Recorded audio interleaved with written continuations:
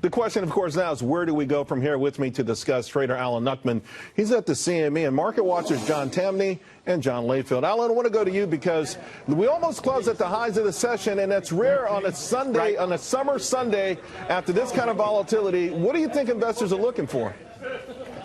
Well, I still believe optimism wins, and the price action that we saw this week was very critical to putting on bottom base possibly. We tested and rejected those swing lows. We've been making a series of higher lows in the S&P, so I view that as a positive. We're only 5% off the all-time highs. I don't think it's different this time. We've seen this before. The markets have to sell off to go higher, and it's very positive to see us finish on the highs right now. Looking at the VIX, the volatility index, it's essentially unchanged on the week once again. After we had that big fear explosion, it's all evaporated once again, and the markets are calm.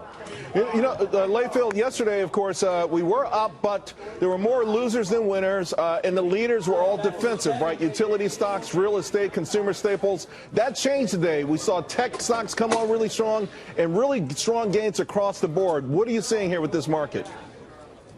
I'm saying that we have a very strong U.S. economy. I think we are slowing to a degree, Charles, but I don't see a recession as being imminent like a lot of people have predicted. We have the best market in the world right now to invest in. There's so much problems going on in Europe. We don't know how to price Brexit in. German manufacturing is slowing down. Emerging markets are bad right now. China was having a lot of problems before this trade war. That continues. The only place to really put money right now is in the U.S. stock market, and I think that's what we're seeing, and we're seeing that we still have a pretty strong economy. John Tamny, Jackie DeAngelis referenced the sentiment report.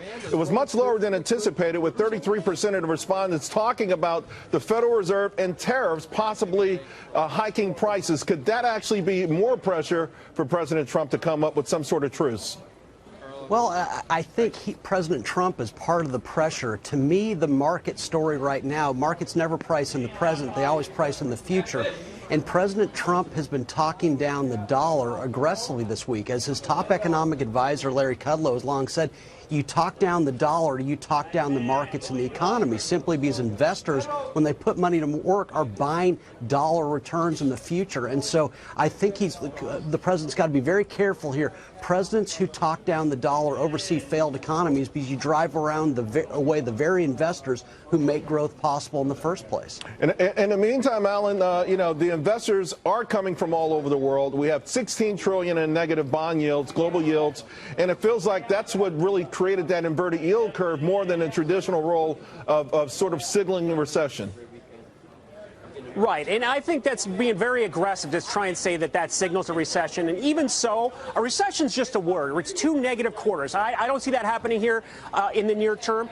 But even if that does happen, that doesn't mean there's not opportunities in stocks. And the performance in the stock market in the last 5 times we've had an inverted yield curve, the market's been up 3 months, 6 months, 1 year, 2 years, and 3 years after it. So it can be a positive for stocks. Stocks are the only choice right now, barring economic catastrophe. Where's money going to go? You can get a better yield in an S&P stock for a dividend than you can getting into treasuries. Why lock up your money at 2% for 30 years? It doesn't make any sense. The money flow is going to go where the yield is.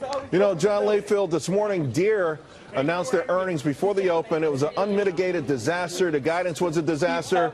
The stock went on to have its best session in 7 months. I mean, is that a sign that maybe the market itself is oversold? I don't know if it's oversold, Charles. I think people are having a hard time handicapping what's going on. I mean, I don't think anybody has any idea how this trade war is going to play out. But to what Alan was saying, I think there is still some opportunity out there. There's no yield in the world, and the only place to put money right now is in the U.S. markets, either in debt or in stocks. And you look at stocks and what happened, say, between 2013 to 2015, when yields were low for so long, dividend stocks became de facto bonds. I mean, you look at stocks that I own, the BP, AT&T, Ford, they all have about a 6% yield. That is incredible right now. You can't get that anywhere else in the world. And I think we're going to see dividend stocks become de facto bonds again, and I think that's good for the stock market. And that's good news for a whole lot of pension funds as well, let's face it. John, so where do you see us going? I mean, listen, the global economy has been on shaky ground, but we saw more evidence this week. At least the American consumer is still robust. Retail sales very strong. Walmart's earnings very strong. Confidence, sentiment, even though it dipped, still historically very strong. Well, the natural state for the American economy is for it to grow, simply because it's comprised of the American people who are enormously productive. But we do have these policy areas that make things unnerving. Certainly the dollar, once again, a falling dollar would drive away investors. But we can't ignore China in all this. The reality is the U.S. stock market is priced with growth in China in mind. Apple gets a fifth of its iPhone sales from China. It's McDonald's second largest market. It's Nike's second largest market. GM sells more cars there than it does in North America. Boeing sells a quarter of its planes there. So long as we are browbeating China and having a war with them, we're limiting the ability of U.S. businesses to sell there, and that's dangerous. All right, let's leave it there. Gentlemen, thank you all very, very much. Appreciate it. Meanwhile, folks, the New York City Medical Examiner is expected to release